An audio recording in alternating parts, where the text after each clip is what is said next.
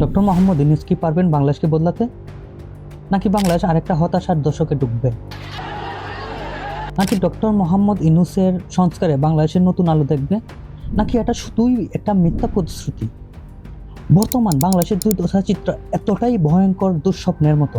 মূল্যস্ফীতির কারণে সাধারণ মানুষের নিঃশ্বাস বন্ধ হয়ে উঠে আসছে। সন্তানকে দুবেলা খাওয়ানোর জন্য চোখের পানি ফেলতে হচ্ছে। কিভাবে কিনবো? আমি ৯,০০০ টাকা বেতন পাই। বেকারত্ব এতটাই বেড়েছে যে শিক্ষিত যুবকরা চাকরির আশায় রাস্তায় রাস্তায় ঘুরছে। টাকাটা নাই, যে একটা টিউশনই দেন।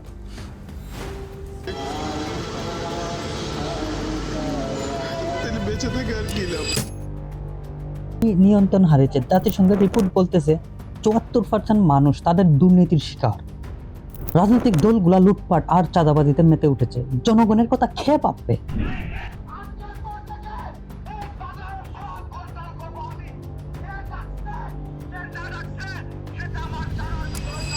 আসলে রাজনৈতিক দলগুলা কি চায়, তাদের উদ্দেশ্যটা কি?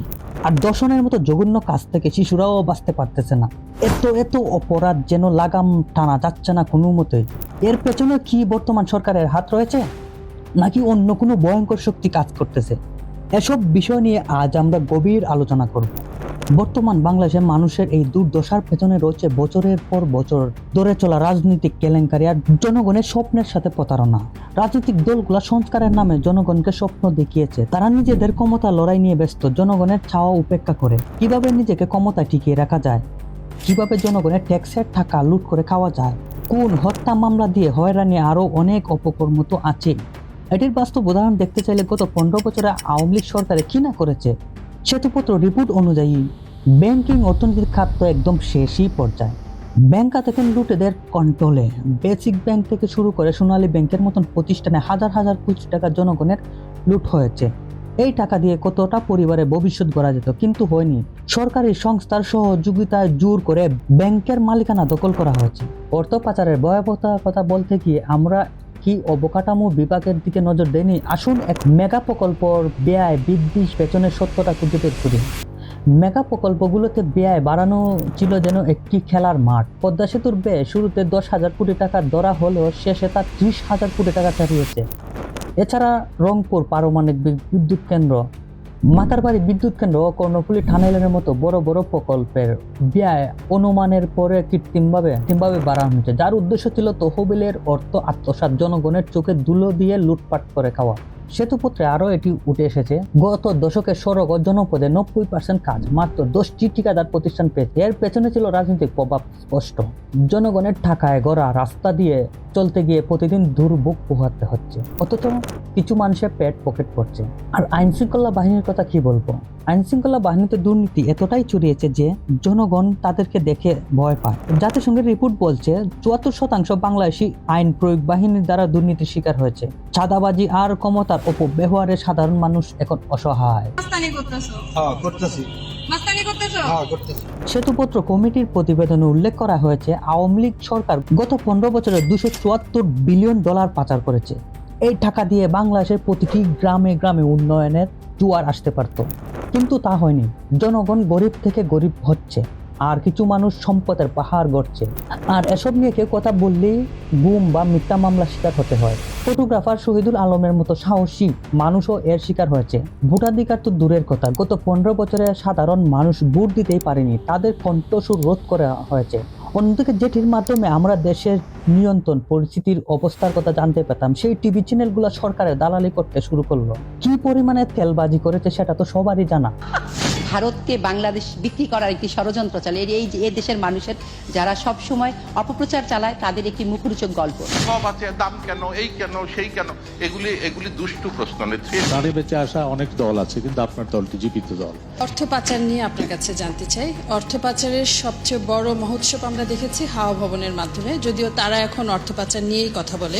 আপনার মতন ধী শক্তি সম্পন্ন, মেধা সম্পন্ন, জ্ঞানী প্রাজ্ঞ লোকের কাছে কোনো প্রশ্ন করার অধিকার আমার নেই। শুধু কি আওয়ামী লীগই এটাই করেছে? অন্য সব রাজনৈতিক দলগুলো কি জনগণকে স্বর্গে ভাসিয়ে দিয়েছে? আজ বাংলাদেশ স্বাধীন হলো 54 বছর। এই 54 বছরে কি জনগণের ভাগ্যর কোনো পরিবর্তন হয়েছে? তাহলে এখন একটি প্রশ্ন থেকেই যায়, কেন কেন আমরা পাকিস্তানের সাথে যুদ্ধ করেছি?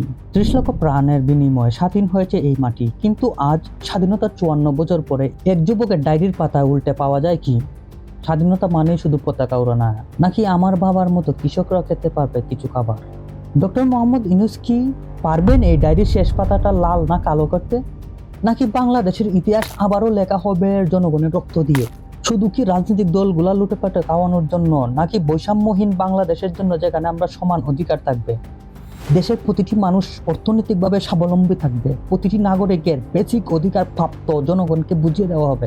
এমন অবস্থায় বারবার মনে একটা প্রশ্ন উঠে যায়, পাকিস্তানের কাছে আমরা কেমন ছিলাম আর বর্তমানে আমরা কেমন আছি?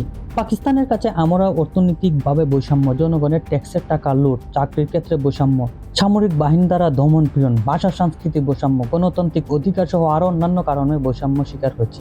তাহলে স্বাধীনতার 54 বছর পরও আদৌ কি আমরা এসব বৈষম্য থেকে মুক্তি পেয়েছি? উত্তরটা আপনি কমেন্ট বক্সে নিয়ে যাবেন। ছোট সাইমা তার মাকে প্রশ্ন করে, স্বাধীনতার দিনে দাদু বলেছিলেন এবারই আমাদের স্বপ্নের বাংলাদেশ পাবো, কিন্তু সেই দাদুর নাতি সাইমা রাতের অন্ধকারে ডায়েরি লিখছে, বাবা চাঁদা দিতে না পারায় দোকানটা পুড়িয়ে ফেলেছে স্থানীয় নেতারা। অবাক দৃষ্টিতে তাকিয়ে ছোট সাইমা বলতেছে, মা 1971 সালে পাকিস্তানের বাহিনীর হাত থেকে বাঁচলো, এখন কে বাঁচাবে? বাস্তবতা পুরোটাই ভিন্ন। বর্তমান বাংলাদেশের শীর্ষ 5% জনগণ দেশের মোট আয়ের 39.4% ভাগ ভোগ করতেছে, সেখানে নিম্নে 50% জনগণ মাত্র 18% আয় ভোগ করতেছে। একটা বিশেষ রিপোর্ট অনুযায়ী দেখা গেছে দেশে একটা নতুন কালচার তৈরি হয়েছে, যেখানে ধনী আর ক্ষমতাশীলদের জন্য আলাদা আইন, আলাদা সুযোগ, চাকরিতে তাদের পছন্দের লোক, ব্যবসায় তাদের জন্য সুবিধা, এমনকি খুন করার মতো অপরাধ জড়িত লোকেরা আইনের বাইরে ছাড়। এর ফলে সাধারণ মানুষের স্বপ্ন ভেঙে চুরমার হয়ে যাচ্ছে, আর মধ্যবিত্ত নিম্নবিত্তরা সরকারের ট্যাক্স এর বোঝা টানতে টানতে আরো গরিব হচ্ছে। সমাজে কিছু স্পেশাল মানুষের সুবিধা দেওয়ার জন্য তাদের পছন্দের নির্বাচিত চাকরি প্রার্থীকেই চাকরি দেওয়া হচ্ছে। চিকিৎসার ক্ষেত্রে ভোগান্তি আর দুর্নীতি এখন প্রতিদিনের স্বাভাবিক একটি ঘটনা হয়ে গেছে। আর আপনি এসব বিষয়ে কথা বলতে চাইলে হয় আপনি গুম হয়ে যাবেন, নয়তো মিথ্যা মামলা দিয়ে কোর্টে দৌড়াতে দৌড়াতে আপনার জীবনের অর্ধেক আয় পুড়িয়ে যাবে। বিচার বিভাগ আর ভোট নিয়ে কথা নাই বললাম, এটা তো সবারই জানা। গত 15 বছরে সাধারণ মানুষের বাক স্বাধীনতা কেড়ে নেওয়া হয়েছে। এই পর্যন্ত যতগুলো রাজনৈতিক দল ক্ষমতায় এসেছে, সব দল একইভাবে সমান্তরালভাবে শোষণ করেছে। 1971 সালের পর থেকে আওয়ামী লীগ ক্ষমতায় আসে 5 বার, বিএনপি 3 বার, জাতীয় পার্টি 1 বার ও বাকি স্বৈরশাসক। এদের মধ্যে আপনি একটা বিষয় লক্ষ্য করে দেখবেন, সবারই একই কমন প্যাটার্ন দেখা গেছে। কোনো দল হয়তো দুর্নীতিতে চ্যাম্পিয়ন হয়েছে, আবার কোনো দল বিদেশে অর্থ পাচারে নাম্বার 1 হয়েছে, আবার কেউ গণতন্ত্র হরণ ও মানবাধিকারের লঙ্ঘনের মতো কাজে নাম্বার 1 হয়েছে। পার্থক্য কি জানেন? আগে আমরা পাকিস্তানিদের হাতে শোষণ হয়েছি, এখন হচ্ছে আমাদের নিজের মানুষের কাছে, আমাদের নিজের দেশের মানুষের কাছে। আজ স্বাধীনতা 54 বছর পর জনগণের প্রাপ্তি নিজ দেশের মানুষের হাতে নির্যাতিত ও শোষণ হওয়া। একটা প্রশ্ন রেখে গেলাম, আপনি যদি কোনো রাজনৈতিক দলের হয়ে থাকেন, আপনি কি হযরত উমর রাদিয়াল্লাহু সালামের রাষ্ট্র পরিচালনা থেকে কিছু শিক্ষা নিতে পারেন না? হযরত উমর রাদিয়াল্লাহু তাআলা তার শাসন আমলে দুর্নীতি দমন করেছিলেন কঠোর হাতে। তিনি জনগণের অধিকারের সুরক্ষা করছিলেন এবং নিজে সাধারণ জীবনযাপন করছিলেন। আমাদের নেতারা কি তাহা থেকে শিক্ষা নিতে পারেন না? পরকালের হিসাব তো দিতেই হবে, সেদিন কি তারা জবাব দিতে পারবেন না? আফসোস, এতগুলা বছর পার হয়ে গেল, আপনি আমি সাধারণ জনগণের বাক্যে কি আদৌ কোনো উন্নতি হলো? প্রশ্নটা আপনার কাছে রেখে গেলাম, কমেন্টে উত্তরটা অবশ্যই দিবেন। আজকের বাংলাদেশ 24-এর গণ অভ্যুত্থানের মাধ্যমে ফ্যাসিস্টকে বিতাড়িত করে নতুন একটা বাংলাদেশের স্বপ্ন আপনি আমি সবাই দেখছি, কিন্তু আদৌ কি আমাদের স্বপ্ন প্রত্যাশা পূরণ হবে? একদিকে চাঁদাবাজি এখন স্বাভাবিক হয়ে গেছে, স্থানীয় নেতারা ক্ষমতার অপব্যবহার করে সাধারণ মানুষের জীবন এখন আরো কঠিন করে তুলেছে। অন্যদিকে রাজনৈতিক দলগুলো সংস্কারের নামে নিজেদের এজেন্ডা চাপিয়ে দিচ্ছে। তারা বলছে নির্বাচনে কিছুই হবে না, কিন্তু জনগণের কথা কে শুনবে? এই যে 24-এর গণ অভ্যুত্থানের মাধ্যমে সরকারের পতন হলো, এতে যে এতগুলা মানুষ মারা গেল, আমার এতগুলা ভাই হাত হারালো, কেউ পা হারালো, আবার কেউ চোখ হারালো, সরকারের বাহিনী যে সরাসরি গুলি করে হত্যা করলো, কই একটা রাজনৈতিক দল তো এসব বিষয় নিয়ে কথা বলে নাই। এখন পর্যন্ত একটা রাজনৈতিক দলও তো তাদের স্ট্যান্ডে দাঁড়িয়ে কথা বলতে দেখলাম না। রাজনৈতিক দলগুলা যার যার মতো করে কিভাবে ক্ষমতায় আসবে এসব বিষয় নিয়ে ব্যস্ত। এতগুলা মানুষ যে মারা গেল, এরা কি দেশের সম্পদ ছিল না? এদের মা বাবার কি অবস্থা? একটাবার কি ভেবে দেখেছেন সন্তান হারানোর বেদনা কতটা কষ্টদায়ক? কে জানতো এর মধ্যে কেউ হয়তো একজন দেশের নাম উজ্জ্বল করতো বিশ্ব দরবারে?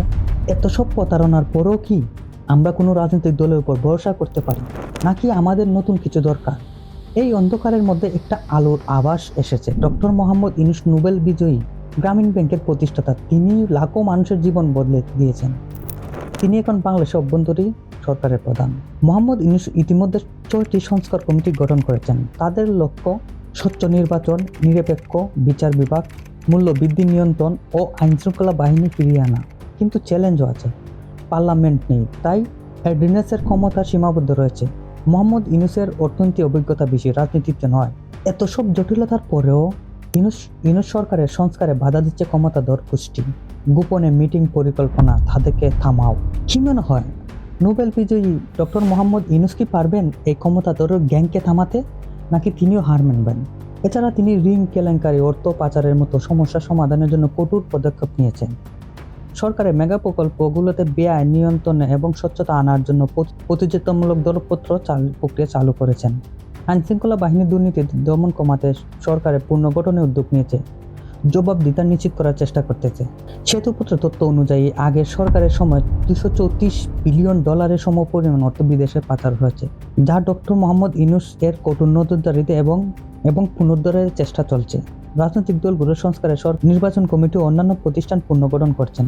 জনগণের অপিনিয়নের প্রতি তিনি বেশি মূল্যবোধ দিচ্ছেন। এছাড়া লোকাল, রাষ্ট্রীয়, আন্তর্জাতিক কূটনীতির মাধ্যমে দেশের প্রবৃদ্ধি বৃদ্ধি করার চেষ্টা করতেছেন। আপনি কি মনে করেন এই সরকার জনগণের আকাঙ্ক্ষা প্রাপ্তি ফিরিয়ে দিতে পারবে, নাকি আবার আমরা সেই দমন পীড়ন, নিপীড়নের, শোষণের মধ্যে দিয়ে সারা জীবন কাটাতে হবে?